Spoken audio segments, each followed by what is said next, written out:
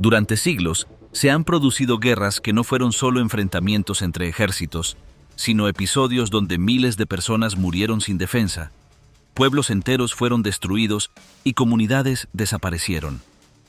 En muchas ocasiones, las reglas no existieron o no se respetaron, y los abusos se repitieron sin consecuencias. Algunos conflictos comenzaron por territorios, otros por venganzas, y otros por miedo o ambición, pero el resultado fue siempre el mismo. Ciudades quemadas, prisioneros ejecutados, mujeres y niños vendidos como esclavos, templos saqueados, hombres torturados o asesinados sin juicio. Las guerras más violentas no siempre fueron las más conocidas. Algunas se dieron en regiones lejanas, con culturas distintas, pero compartieron un mismo patrón de destrucción. ¿Cuáles han sido algunas de las guerras más brutales de la historia antigua?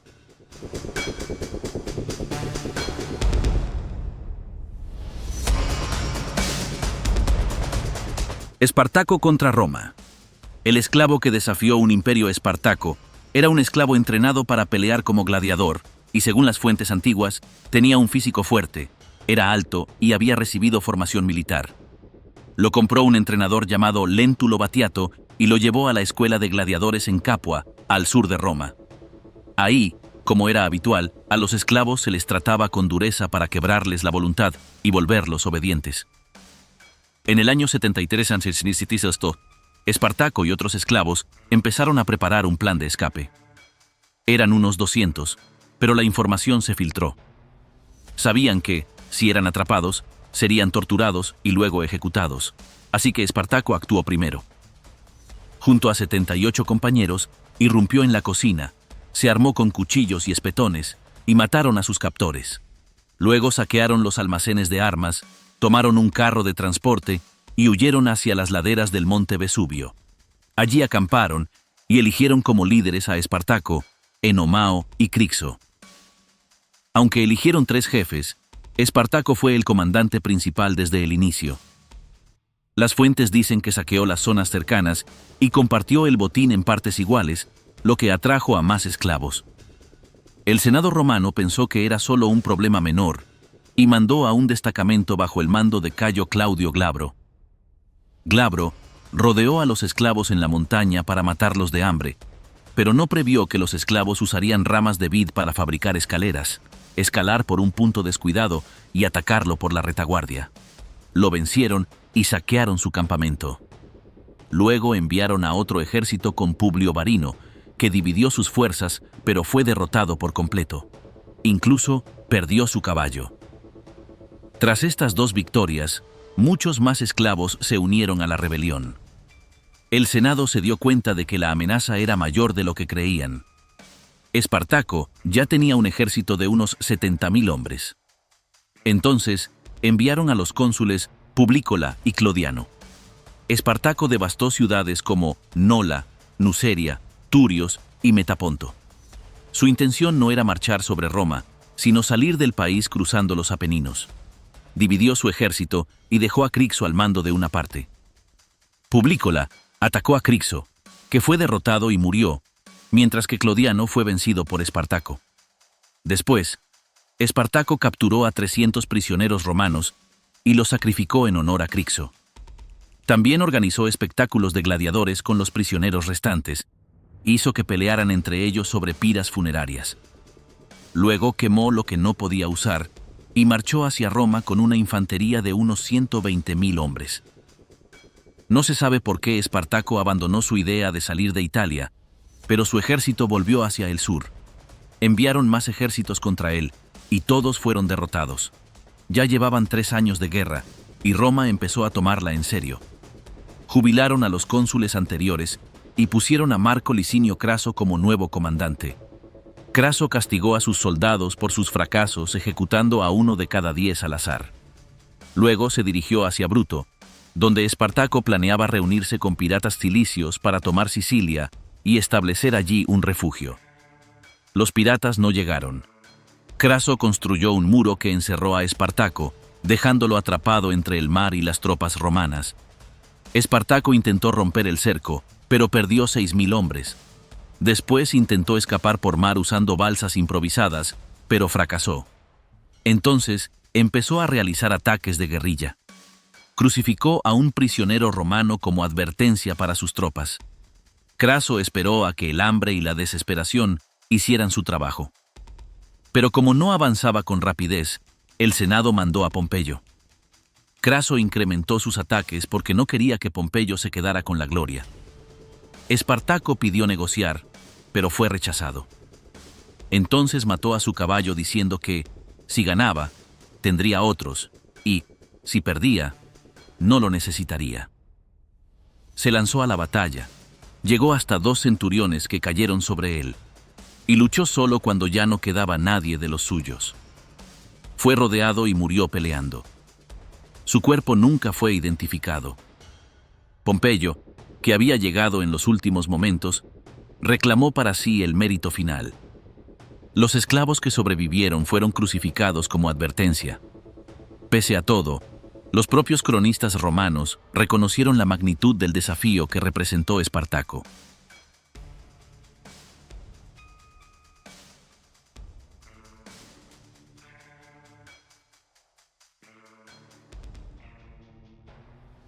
Alejandro Magno y la ciudad imposible de conquistar. El asedio de Tiro fue dirigido por Alejandro de Macedonia en el año 332 antes de nuestra era, durante sus campañas contra el imperio persa. Desde el principio, sus tropas no lograban apoderarse de la ciudad de Tiro, que era una base portuaria esencial en el Mediterráneo, debido a que se hallaba en una isla situada a 1 kilómetro de la costa del actual Líbano y estaba rodeada por murallas que descendían hasta el mar. Ante esa dificultad, Alejandro decidió establecer un bloqueo prolongado que se extendió por 7 meses, en el que ordenó construir una calzada y levantar torres de asedio con catapultas en la parte superior. Cuando sus ingenieros comprobaron que no podían extender la estructura por un desnivel bajo el agua, reforzó el sistema hasta conseguir abrir una brecha en las defensas. Las fuentes antiguas señalan que la resistencia de los tirios y las bajas en su ejército provocaron la ira de Alejandro, lo que derivó en la destrucción de la mitad de la ciudad. Según Arriano, 8.000 civiles murieron durante la toma de la urbe. Quienes se refugiaron en el templo fueron perdonados, entre ellos el rey Asemilco y su familia, además de varios nobles. Alrededor de 30.000 residentes y extranjeros, en su mayoría mujeres y niños, fueron vendidos como esclavos. Tiro era la ciudad más poderosa de Fenicia, con asentamientos tanto en la costa mediterránea como en una isla próxima que disponía de 2 puertos naturales. En la época de Alejandro, la isla se hallaba a 1 kilómetro de la costa y sus murallas alcanzaban 45 metros sobre el nivel del mar en la parte oriental. Esa localización era favorable para la actividad naval de los fenicios y al mismo tiempo convertía a la ciudad en un objetivo muy difícil de conquistar. La confrontación entre el ejército macedonio y una ciudad-estado fenicia podía parecer desigual, pero las condiciones del terreno hicieron del enfrentamiento un cerco largo y complicado. La división entre la isla y la parte continental añadía dificultades de estrategia. Los tirios eran combatientes experimentados y conocían cómo aprovechar sus recursos naturales, además de contar con una marina disciplinada y experta en combates navales, un ámbito en el que los macedonios no tenían la misma destreza. La ciudad había sido codiciada por distintas potencias, pues podía servir como base naval de gran importancia. Alejandro, que buscaba extender su poder en la región mediterránea, consideró que debía asegurar su control. Además, se trataba de un centro comercial rico, con abundante circulación de bienes, ideas y personas. En ese tiempo, las ciudades fenicias no formaban un bloque unido, lo que facilitaba que Alejandro atacara sin temor a una gran coalición. En el momento del asedio, la población rondaba las 40.000 personas, aunque muchas mujeres y niños habían sido enviados a Cartago, antigua colonia fenicia y potencia en el Mediterráneo, que prometió enviar apoyo naval. Como Alejandro no disponía de una flota propia, resolvió tomar la ciudad para impedir que los persas mantuvieran allí su último puerto. Era consciente de que dentro de las murallas había un templo dedicado a Melkart, divinidad que él relacionaba con Heracles, y comunicó a los tirios que serían perdonados si le permitían realizar un sacrificio en ese lugar. Los defensores rechazaron la propuesta y le indicaron que podía hacerlo en el templo de tierra firme, pero que no permitirían el ingreso de macedonios ni persas en la ciudad insular. En un segundo intento de negociación, sus enviados fueron ejecutados y arrojados al mar desde lo alto de las murallas. Ante ello, Alejandro dio la orden de iniciar el asedio.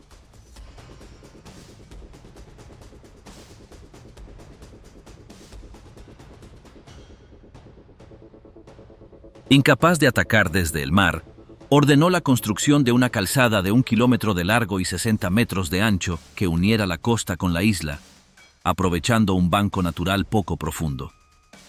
Esa obra permitió acercar la artillería a los muros, y la estructura permanece hasta hoy.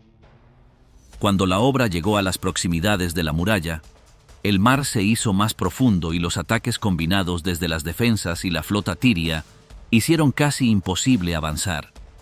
Para contrarrestar, Alejandro levantó 2 torres de 50 metros de altura y las llevó hasta el final de la calzada. Eran plataformas móviles con catapultas en la parte superior y ballestas pesadas abajo, protegidas con pieles para resistir el fuego. Probablemente fueron las máquinas más grandes de su clase construidas hasta ese momento. Los tirios respondieron con un contraataque en el que usaron un antiguo transporte de caballos cargado con ramas secas, brea, azufre y recipientes de aceite, al que incendiaron y lanzaron contra la calzada. El barco en llamas destruyó las torres y los equipos de asedio cercanos. Sus naves se abalanzaron sobre la obra, arrasaron las máquinas que no habían sido alcanzadas por el fuego y expulsaron a los macedonios que intentaban sofocar las llamas. Después de ese revés, Alejandro comprendió que no lograría someter a Tiro sin una flota.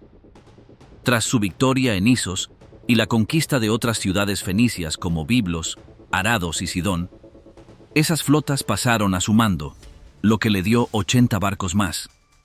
A ellos se sumaron 120 galeras enviadas desde Chipre y 23 procedentes de Jonia, alcanzando un total de 223 naves. Con ese poder naval, bloqueó los puertos de Tiro. Al mismo tiempo, amplió la calzada y la reforzó con nuevas máquinas para protegerla. Varias de sus naves fueron adaptadas con arietes de bronce, aunque bloques bajo el agua impedían acercarlas lo suficiente. Ordenó entonces retirar esas piedras mediante grúas instaladas en barcos. Los tirios reaccionaron enviando buzos que cortaban las cuerdas de anclaje, pero Alejandro reemplazó esas cuerdas con cadenas, frustrando la maniobra. Los defensores lanzaron otro ataque, aprovechando que Alejandro solía retirarse a descansar cada tarde, dejando parte de la calzada con menos protección. En esa ocasión avanzaron y mataron a muchos soldados antes de que los demás pudieran organizar la defensa.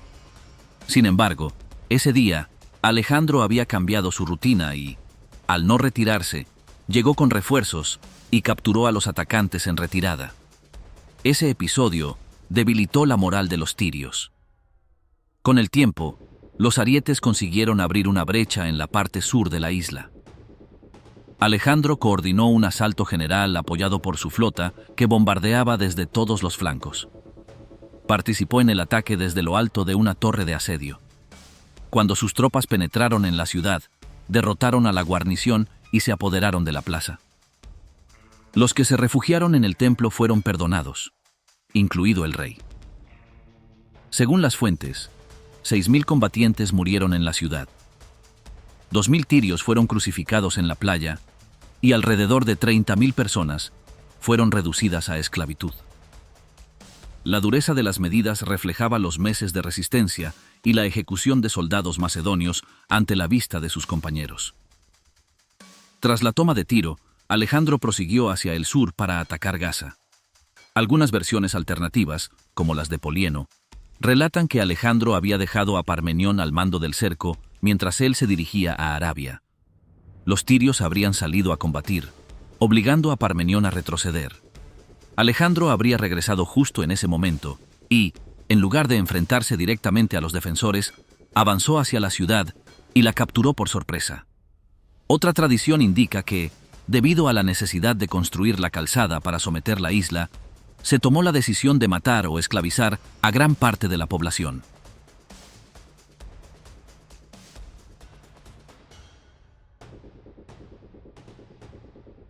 Masada. La última resistencia. El asedio de Masada se desarrolló en los últimos años de la Primera Guerra Judeo-Romana, entre finales del 72 y comienzos del 73 después de nuestra era, según la cronología más aceptada, aunque algunos estudios lo ubican entre finales del 73 y principios del 74.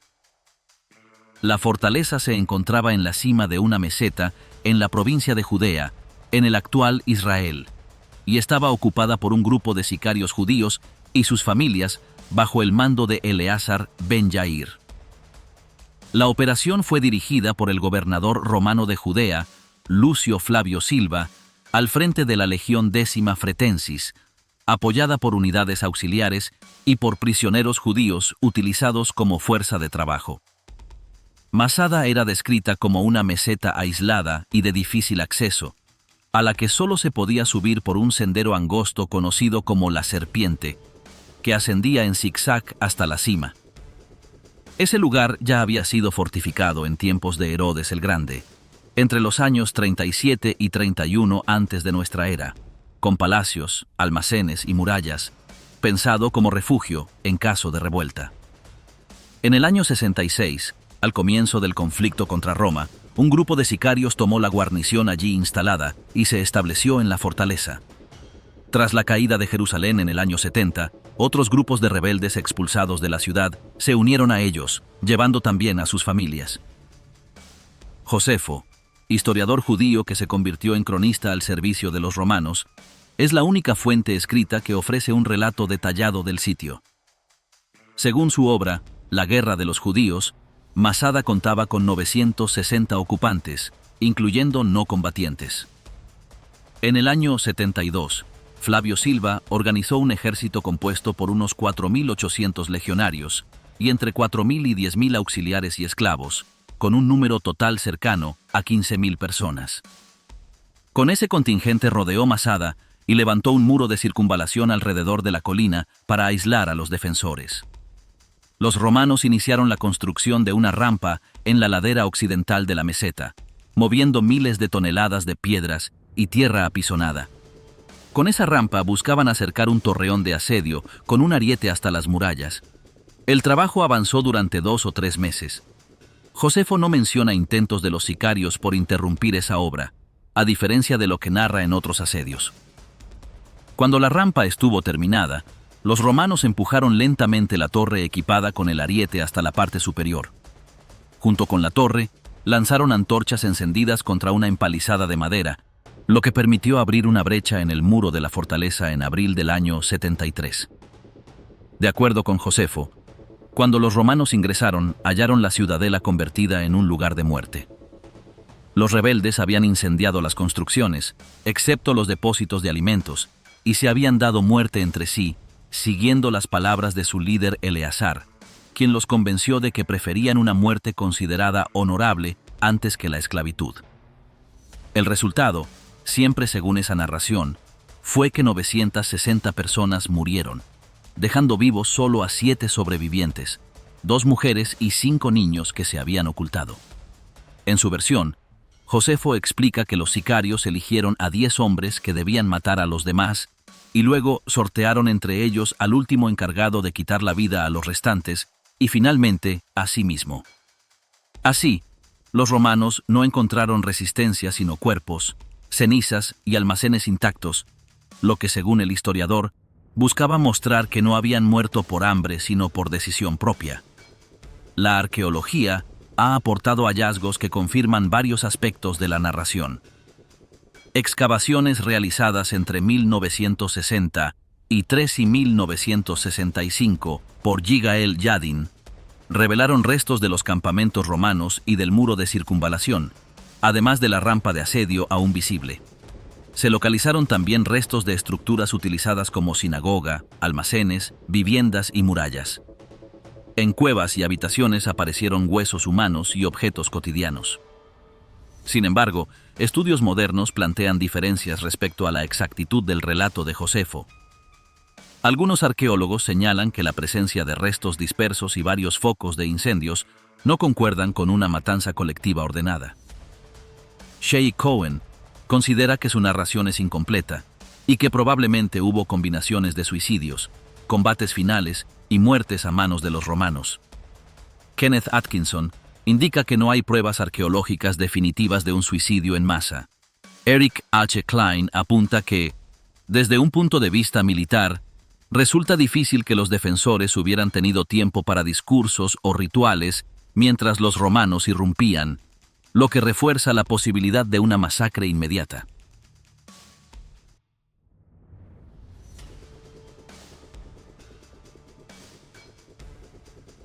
Pompeyo en Jerusalén. El general que profanó el templo Cneo, Pompeyo Magno, conocido como Pompeyo el Grande, fue uno de los generales más influyentes de su tiempo.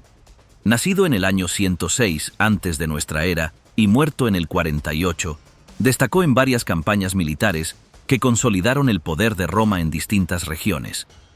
En la década de 70 del siglo I, logró pacificar Hispania y, a su regreso, puso fin a la rebelión de esclavos encabezada por Espartaco.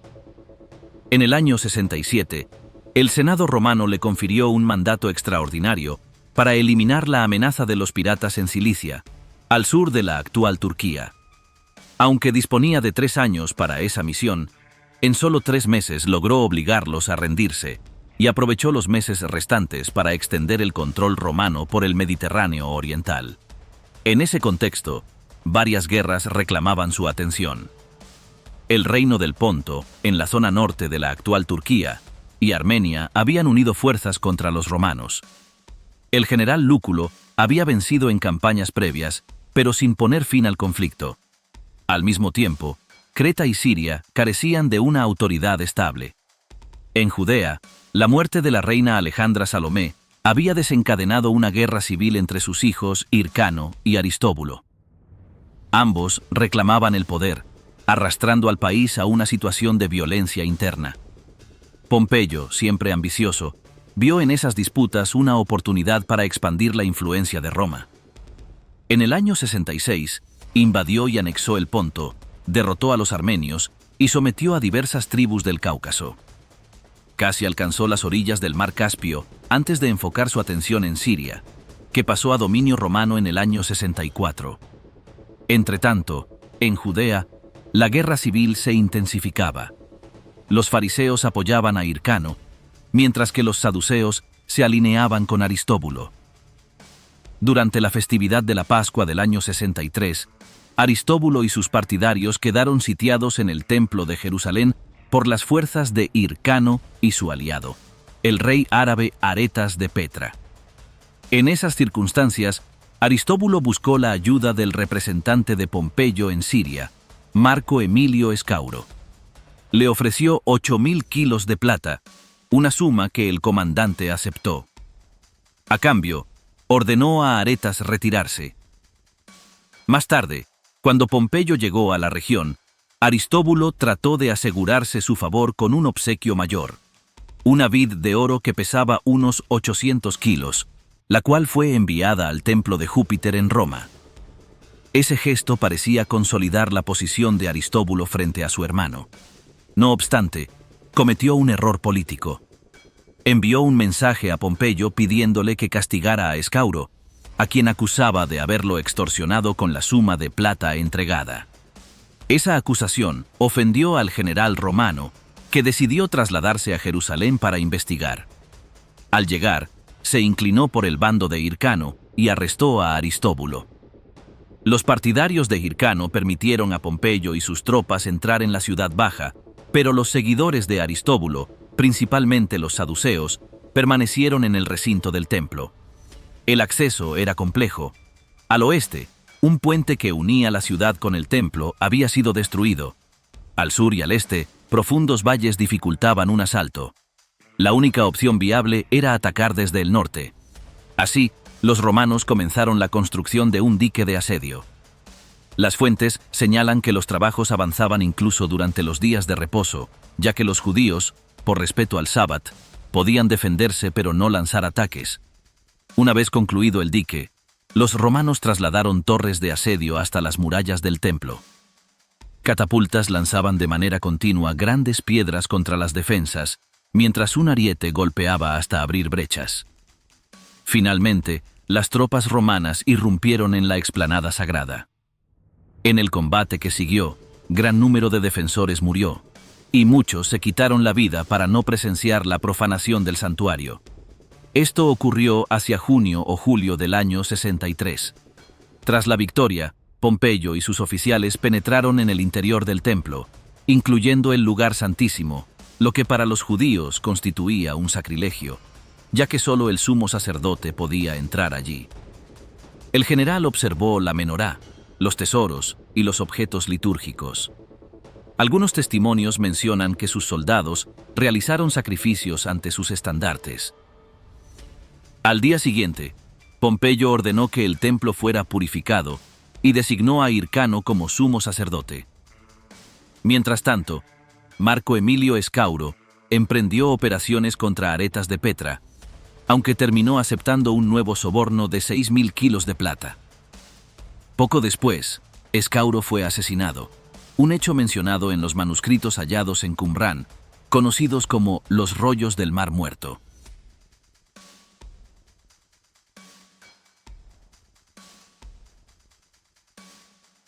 Tiro. 13 años de resistencia contra Babilonia. El asedio de Tiro, llevado a cabo por Nabucodonosor de Edo, se prolongó durante 13 años, desde 586 hasta 573 antes de nuestra era. Se trató de uno de los cercos más largos y difíciles del período, y aunque su desenlace no fue un triunfo militar total, sí terminó con la ciudad bajo control político babilónico. La operación estuvo enmarcada en la expansión de poder del imperio neo-babilónico en el Levante tras la caída de Asiria. Tiro era el principal centro fenicio, famoso por su comercio marítimo, su flota y su localización particular, pues la ciudad insular estaba protegida por murallas que sobresalían directamente del mar, lo que la hacía especialmente difícil de someter. Nabucodonosor II, luego de derrotar a Egipto en la batalla de Carquemis en el año 605, extendió su dominio sobre Siria y Palestina. Posteriormente asedió Jerusalén en varias ocasiones, la primera en 597, que concluyó con la deposición del rey Jeconías, y la segunda en 586, que culminó con la destrucción del templo y del reino de Judá. Tras esa victoria, su atención se dirigió hacia Tiro, que permanecía como un centro de resistencia y autonomía en Fenicia. La importancia de Tiro radicaba en su capacidad naval y en su influencia comercial en todo el Mediterráneo oriental. Desde su isla, mantenía conexiones con Chipre, Egipto, Anatolia y las colonias fenicias en el norte de África y en Occidente.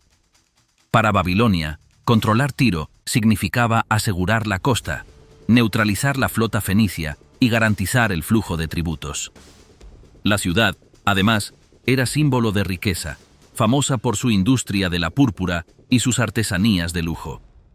Las fuentes antiguas son escasas, pero tanto Flavio Josefo, en su obra Antigüedades de los Judíos, como en Contra Apión, mencionan que el asedio duró 13 años.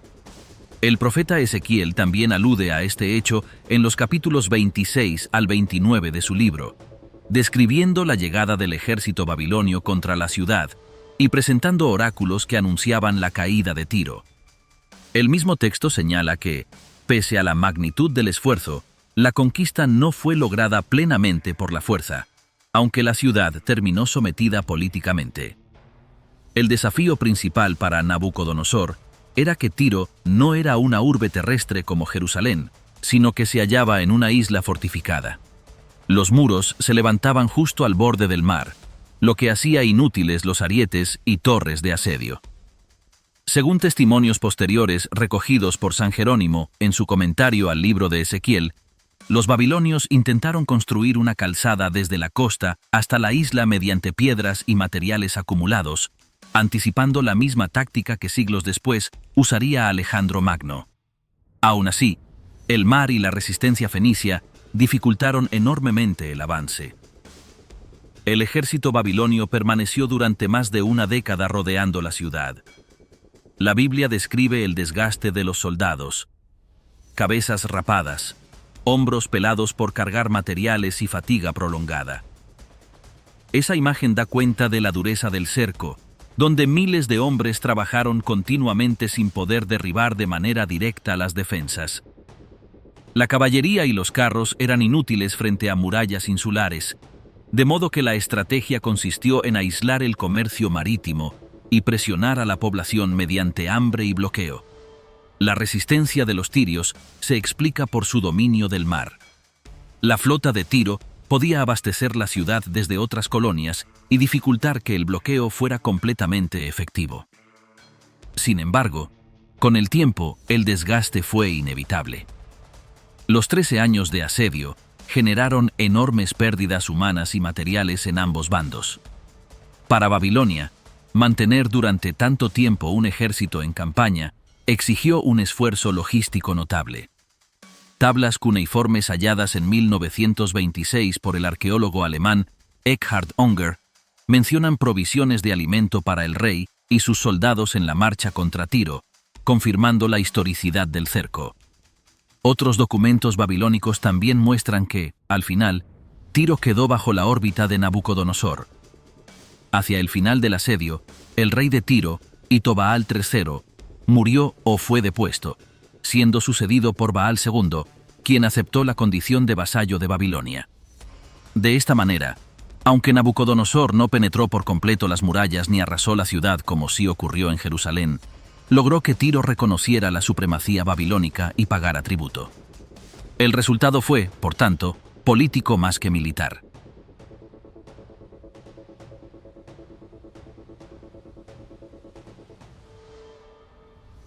Los textos proféticos de Ezequiel son un testimonio singular de este proceso. En el capítulo 26 se anuncia que Tiro sería atacada por Nabucodonosor con caballos, carros, arietes y tropas numerosas, y que sus torres y murallas serían derribadas. En el capítulo 27 se presenta una lamentación poética que describe a la ciudad como un gran navío cargado de mercancías y tripulaciones de todo el mundo que se hunde ante el ataque. El capítulo 28 condena al rey de Tiro por su arrogancia y lo compara con un ser que quiso elevarse demasiado. Finalmente, el capítulo 29 admite que Nabucodonosor y su ejército trabajaron arduamente, pero no recibieron el botín esperado, aludiendo a la resistencia prolongada de la ciudad. Esa combinación de triunfo parcial y desgaste total define el carácter del asedio.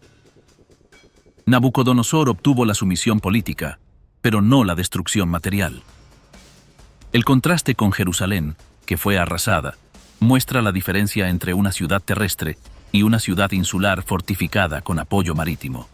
De hecho, la imagen de un rey poderoso que dedica 13 años a un sitio sin conseguir una victoria total fue interpretada por algunos cronistas posteriores como una señal de los límites del poder babilonio.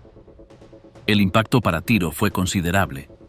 Durante el largo cerco, la ciudad perdió población, recursos y parte de su autonomía. Aunque conservó su flota y su infraestructura comercial, quedó sometida como vasalla, lo que limitó su independencia exterior. La sucesión dinástica impuesta por Babilonia también marcó una nueva etapa. A nivel regional, el sometimiento de Tiro consolidó el control de Nabucodonosor sobre la costa fenicia y le permitió concentrarse en otros asuntos. En comparación con otros asedios del mismo período, el de Tiro se destaca por su duración y su complejidad técnica. Mientras Jerusalén cayó en menos de 2 años, Tiro resistió 13. La diferencia se explica no solo por su posición geográfica, sino también por su organización marítima.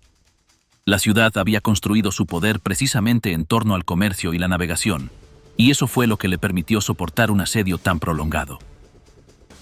El recuerdo del cerco quedó vivo durante siglos. Cuando Alejandro Magno atacó Tiro en el año 332 antes de nuestra era, empleó la misma táctica de construir un dique desde la costa, logrando lo que Nabucodonosor no había podido. Esa comparación histórica reforzó la visión de que el asedio babilonio, aunque largo, había sido incompleto. En términos arqueológicos, la evidencia es limitada pero suficiente para confirmar la campaña.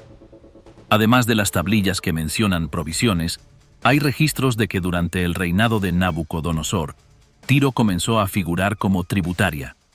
Eso coincide con la versión de que, al cabo de 13 años, la ciudad se rindió en términos diplomáticos.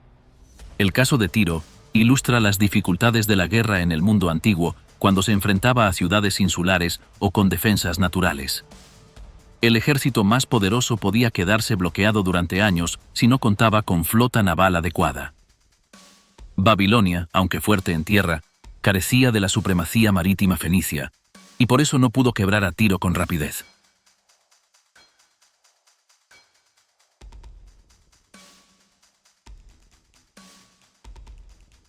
Cartago debe ser destruida. El odio que Roma convirtió en cenizas.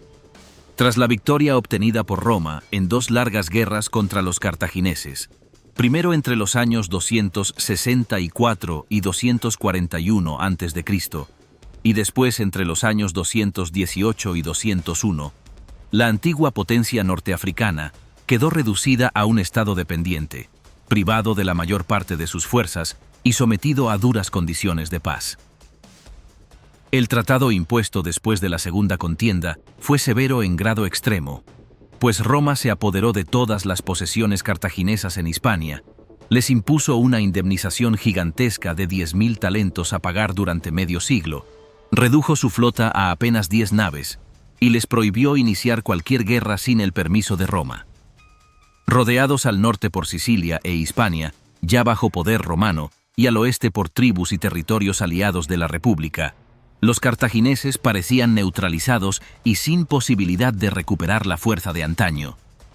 Durante mucho tiempo, pareció que una tercera guerra era imposible y que la ciudad había quedado relegada a un segundo plano, incapaz de volver a desafiar al nuevo amo del Mediterráneo. Sin embargo, la realidad mostraba un panorama distinto, porque aunque los cartagineses habían perdido las guerras, no habían perdido su ciudad, que permanecía en pie y sin haber sufrido ocupación extranjera. Conservaban un amplio interior agrícola en el norte de África y una población numerosa cercana al 500.000 de habitantes. Durante el medio siglo que siguió a la derrota, lejos de quedar arruinados, los cartagineses lograron prosperar. Se dedicaron al comercio, que volvió a ser lucrativo, a la producción agrícola de cereales, frutas, aceite de oliva y ganado, y a la actividad marítima, con lo que restauraron su riqueza. Al no tener que gastar recursos en campañas militares, aumentaron sus beneficios y recuperaron una estabilidad que preocupaba a muchos en Roma. Algunos senadores comenzaron a observar con inquietud la rápida recuperación de la ciudad que había sido su enemiga más peligrosa, y recordaban que el general Aníbal, años atrás, había puesto a la República en grave riesgo.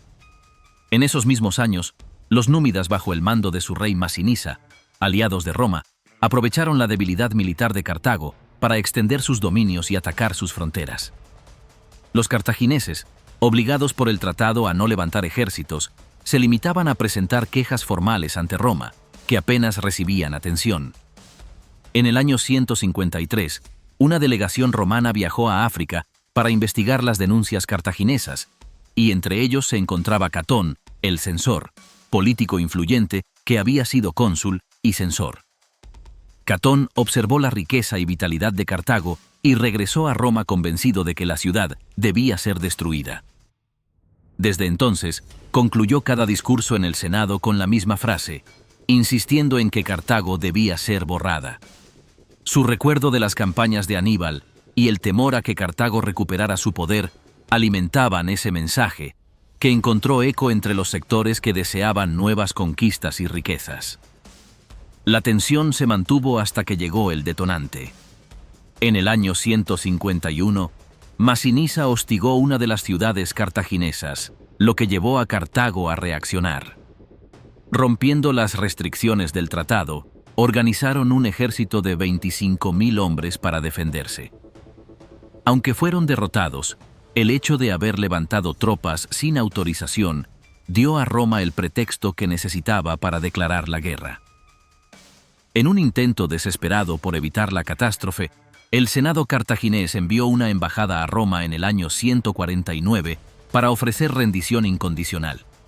Los delegados se presentaron dispuestos a aceptar condiciones duras, pero el Senado ya había decidido iniciar la guerra y no se detuvo. Aún así, les exigieron entregar 300 jóvenes de familias nobles como rehenes y anunciaron que en breve darían a conocer nuevas condiciones. Cuando esas condiciones fueron comunicadas, resultaron imposibles de aceptar. Los habitantes de Cartago debían abandonar la ciudad y trasladarse 16 kilómetros tierra adentro, alejados del mar. Para un pueblo que dependía del comercio marítimo, esa orden equivalía a desaparecer, y fue entendida como un intento de exterminio.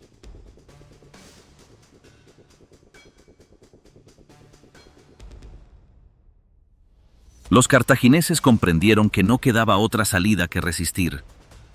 A pesar de haber entregado ya la mayor parte de sus armas, empezaron a fabricar nuevas, fundiendo metales y utilizando cualquier recurso disponible. Las mujeres incluso cortaban su cabello para fabricar cuerdas para las máquinas de guerra. En el año 149, los cónsules romanos desembarcaron en África con un ejército superior a los 80.000 hombres y comenzaron el asedio. No obstante, subestimaron la determinación cartaginesa y al principio no pudieron tomar la ciudad. Los defensores luchaban con gran resistencia desde las murallas, y las primeras operaciones romanas no lograron avances decisivos. En el año 148, los romanos alcanzaron a abrir brechas, pero la resistencia continuó, y los cartagineses consiguieron cerrar los accesos y mantener la defensa, demostrando que no se rendirían fácilmente. Ante el estancamiento, en el año 147, el mando pasó a Publio Cornelio Escipión Emiliano, nieto adoptivo del famoso Escipión el Africano. Escipión mostró disciplina, reorganizó el ejército y emprendió una estrategia sistemática. Obligó a los cartagineses a replegarse hacia el interior de la ciudad y luego levantó un muro que bloqueaba el puerto, con lo que la ciudad quedó completamente aislada, sin posibilidad de recibir refuerzos ni alimentos. Los cartagineses no se dieron por vencidos y excavaron un canal secreto para conectar con el mar, construyendo a la vez una flota improvisada. Cuando la flota estuvo lista, lograron salir de manera sorpresiva, pero en lugar de aprovechar la oportunidad para atacar, se detuvieron en una exhibición innecesaria y después combatieron con poca eficacia, siendo derrotados. La última esperanza naval de Cartago se hundió en esas aguas. En el año 146 comenzó el asalto final. Los romanos derribaron las murallas y penetraron en la ciudad. Esperaban que eso bastara para provocar la rendición, como era habitual en la guerra antigua, donde la caída de las defensas solía llevar a la capitulación inmediata. Sin embargo, los cartagineses continuaron resistiendo. Se produjeron combates intensos calle por calle y casa por casa. Las legiones, adaptables, modificaron su táctica. En lugar de avanzar por las calles, que estaban llenas de obstáculos y barricadas, se desplazaban por los tejados conectados con pasarelas, desde donde atacaban a los defensores. Durante 6 días los romanos arrasaron el distrito portuario, matando a todos los que encontraban. En el 7º día alcanzaron la última fortaleza de la ciudad, la colina de Birsa, donde se refugiaban los últimos defensores y miles de civiles. Escipión ofreció la vida a quienes se rindieran, y 50.000 personas, agotadas por el hambre y el cansancio, aceptaron y salieron del refugio para ser reducidas a la esclavitud. Solo quedaron 900 desertores romanos que se habían unido a la defensa de Cartago y que sabían que no recibirían perdón. Resistieron hasta el final en el templo de Eshmun y finalmente se suicidaron incendiando el edificio. Con la caída de Birsa, Cartago quedó derrotada. Los romanos destruyeron sistemáticamente la ciudad. Derribaron las murallas que se extendían a lo largo de 35 kilómetros y arrasaron cada edificio. Después de saquear todo lo posible, prendieron fuego a las ruinas y, según las fuentes antiguas, las llamas ardieron durante 10 días, aunque algunos relatos afirman que el incendio se prolongó hasta 17. La ciudad, que había sido durante siglos uno de los centros más importantes del Mediterráneo, desapareció bajo las cenizas. Escipión, al contemplar la destrucción, se dice que lloró, no por compasión hacia los vencidos, sino porque comprendió que toda potencia, incluso Roma, podía algún día sufrir un destino semejante. Tras la aniquilación de Cartago, Roma creó en el territorio la provincia de África, que pasó a ser administrada directamente. Las fértiles tierras agrícolas, muy codiciadas, fueron compradas por ricos terratenientes romanos, muchos de los cuales habían promovido la guerra precisamente para obtener esas ganancias. La población cartaginesa sobreviviente fue vendida como esclava, y la ciudad dejó de existir como potencia independiente. Años después, Julio César y posteriormente Augusto reconstruyeron una colonia romana en las ruinas, llamada Colonia Julia Cartago, que se convirtió en sede administrativa de la provincia africana.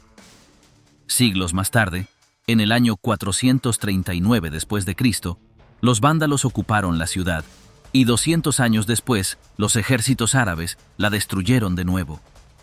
La vieja enemiga de Roma había desaparecido, pero su recuerdo permaneció como advertencia de lo que podía suceder a cualquier ciudad que se opusiera al poder romano.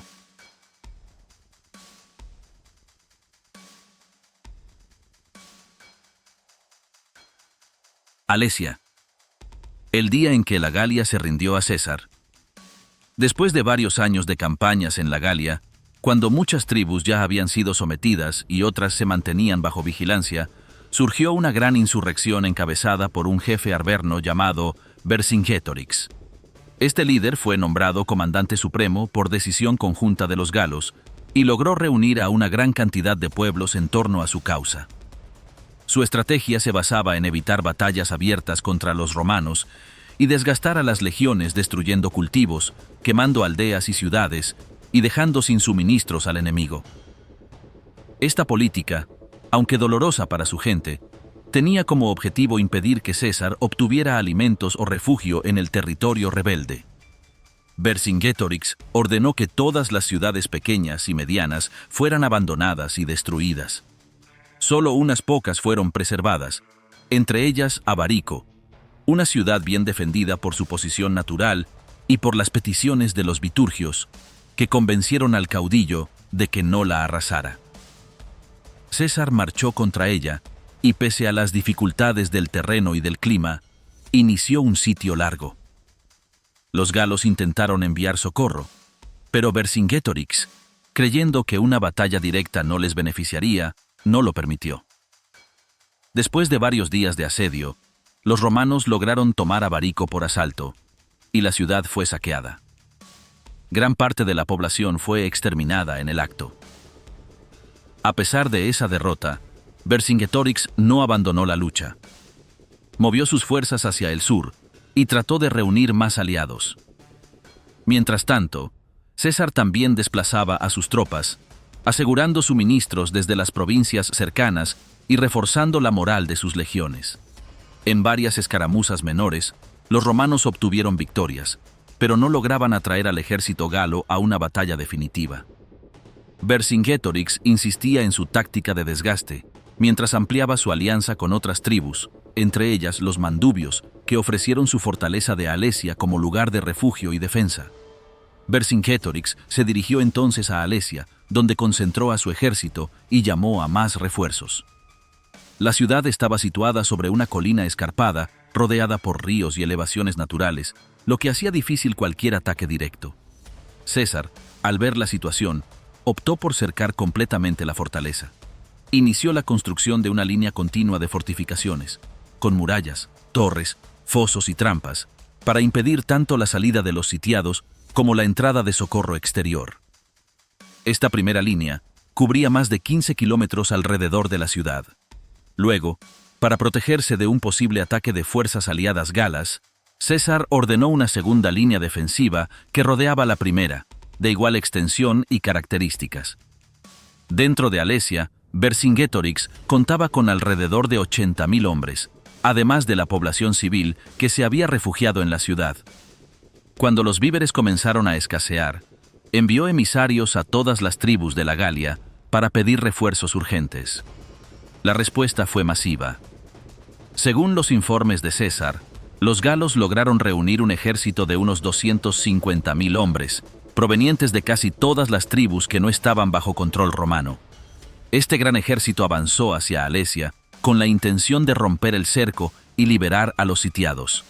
César regresó a Roma con la reputación de un general victorioso, pero también con nuevos enemigos políticos. Sin embargo, los años de guerra en la Galia le habían dado una base sólida de poder y una fuente de prestigio incomparable. La rendición de Vercingetorix y la conquista de Alesia marcaron el cierre de una etapa y el comienzo de otra, en la que Roma dominaba sin discusión la Europa occidental.